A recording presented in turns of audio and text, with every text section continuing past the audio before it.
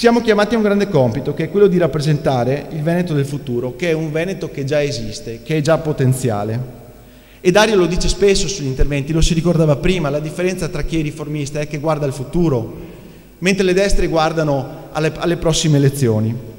E io voglio raccontarvi del futuro con un episodio che è piaciuto anche molto a Dario e che mi ha chiesto di poter riportare pubblicamente, che riguarda anche questo, la storia della mia famiglia.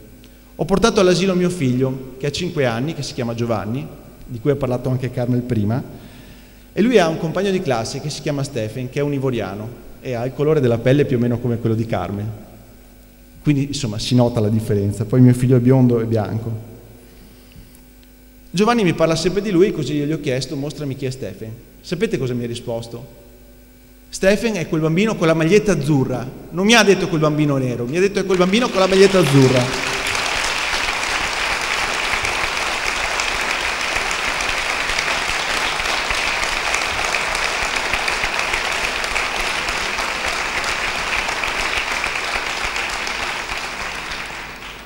E su questi semi di futuro noi dobbiamo giocare la nostra responsabilità, che è la seconda parola. All'etica della convinzione e all'etica dei valori bisogna accompagnare anche l'etica della responsabilità. La politica muove sicuramente dagli ideali, però bisogna anche poi fare delle scelte, dei gesti concreti. E io voglio citare un episodio che ha caratterizzato Obama. In questi giorni lui sta affrontando un compito difficilissimo, sta tentando di cambiare il sistema sanitario americano. Non come viene cambiato quello in Italia con dei tagli. Sta cercando delle risorse per poter dare l'assistenza sanitaria a 40 milioni di statunitensi che non ce l'hanno. Ebbene, lui aveva scelto l'uomo migliore, Tom Daschle, che era un leader democratico del Senato, sicuramente il più autorevole, competente e conoscitore del sistema sanitario, è in grado di fare la riforma.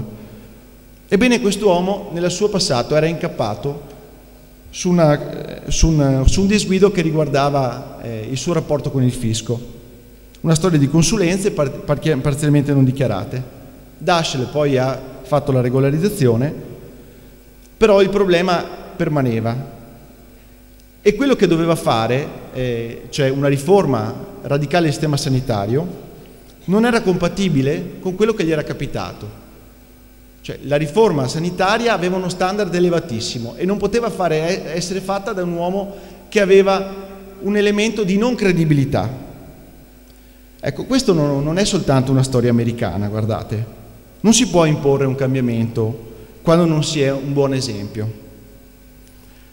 In questo senso io voglio anche essere molto chiaro su una questione. Il Partito Democratico deve avere il coraggio di dire dei no che servono a riacquistare la fiducia dei cittadini. E noi siamo chiamati ad alzare l'asticella della moralità in questo senso, a rompere con gli apparati di governo potere e di malgoverno, a rompere con le persone che hanno dimostrato palese incapacità di governare o palese indegnità quando ricoprono un incarico istituzionale, di rompere con chi ha la responsabilità delle maggiori sconfitte che abbiamo subito in questi anni. Perché anche se questi episodi riguardano specifici territori del nostro paese, il conto lo abbiamo pagato anche noi in Veneto. Anche in Veneto gli elettori ci hanno chiesto conto e ci chiedono ancora conto di quello che è successo in Campania, di quello che è successo in Calabria, di come queste amministrazioni hanno trattato il problema dei rifiuti, di come si relazionano sul piano della legalità. Ma c'è anche un altro aspetto della responsabilità che voglio citare.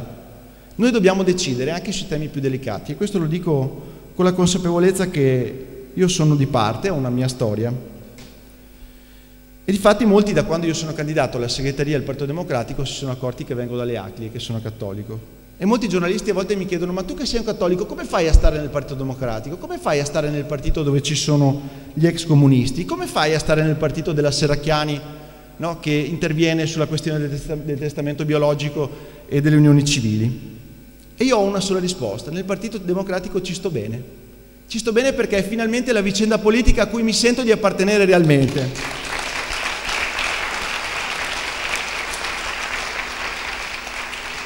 E non è una risposta banale, guardate. Io ho fatto il presidente delle ACLI di Venezia, sono stato dirigente nazionale delle ACLI a Roma.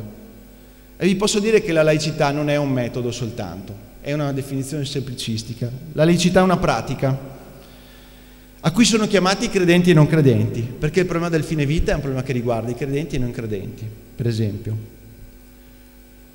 e ci chiama in causa la nostra capacità di porci di fronte a problemi nuovi, innovativi, inediti, dove da una parte dobbiamo garantire la libertà individuale, che è sacrosanta, la possibilità di scegliere, come diceva Cora prima, e dall'altra abbiamo il sacrosanto dovere di tutelare la nostra Costituzione e la nostra Repubblica, che ha a cuore la vita e la salute dei cittadini italiani.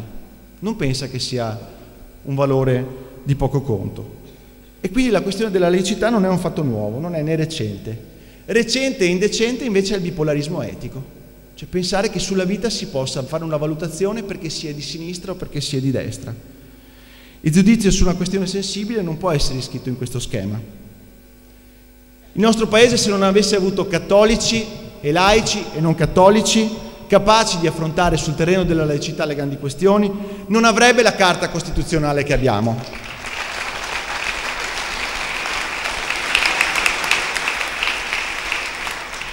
E se un uomo come Livio Labor, che è stato presidente per 10 anni delle ACLI e poi senatore nelle fila del PSI, non avesse fatto il relatore della legge 194, in Italia ci sarebbero ancora gli aborti clandestini, con le conseguenze che ci sarebbero.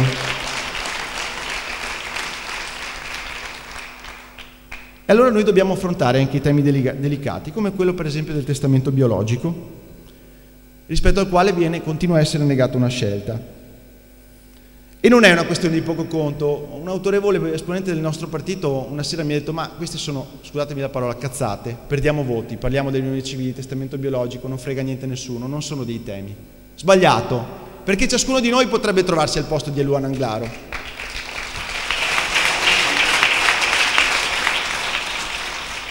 E se io mi trovassi in quelle condizioni, vorrei avere dato io le disposizioni in precedenza di quello che c'è da fare. Non vorrei che questa responsabilità ricadesse su altri, ricadesse su un giudice o peggio per decreto un governo decidesse al posto mio.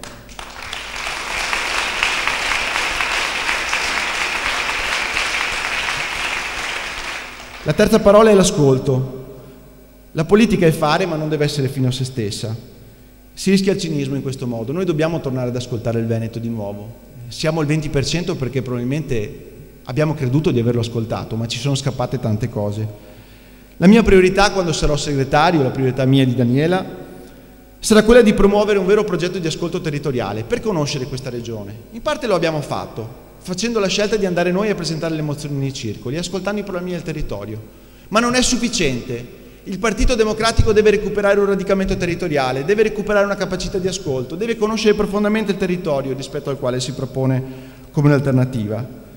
E ascoltare a volte è faticoso, perché le storie di vita che si sentono sono storie faticose, le storie di chi perde il lavoro, le storie di chi ha delle competenze e non riesce a applicarle, le storie di un imprenditore che chiude, le storie di un anziano che non riesce a trovare una risposta al problema dell'assistenza.